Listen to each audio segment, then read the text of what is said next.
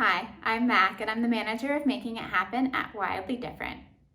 Today's Motivational Monday tip is motivating your team by giving back. I truly believe that nothing brings people together quite like doing something good for someone else. While we're all working remotely, this may be something that seems difficult to organize. However, there are still activities and CSR, which is corporate social responsibility programs, that you can organize no matter where your team is located. For example, one easy thing you can do is organize a community cleanup day. Now, I also realize that not everybody is sitting in the same place. So your company may be a global company. You might have offices around the world, around the country, or around regions, you name it, I get it. So have everyone do this wherever they are located.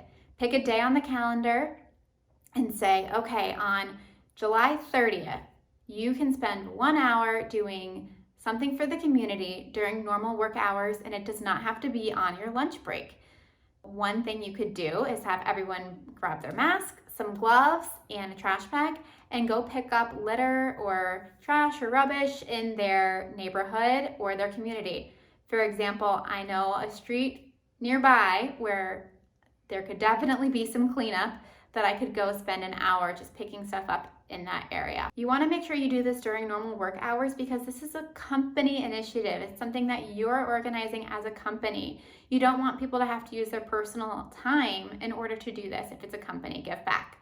Your employees will appreciate the fact that your organization is supporting the community.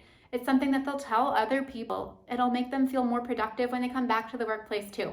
Encourage them to take pictures, to share their hard work, and recognize them for their efforts. They'll really appreciate it. We'd love to hear from you.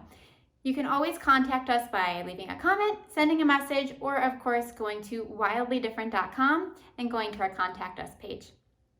If you haven't already, we do send out a newsletter each month with free tips that you can use, and we also have a blog that we post monthly, so be sure to check that out and enjoy the rest of your work week. Take care.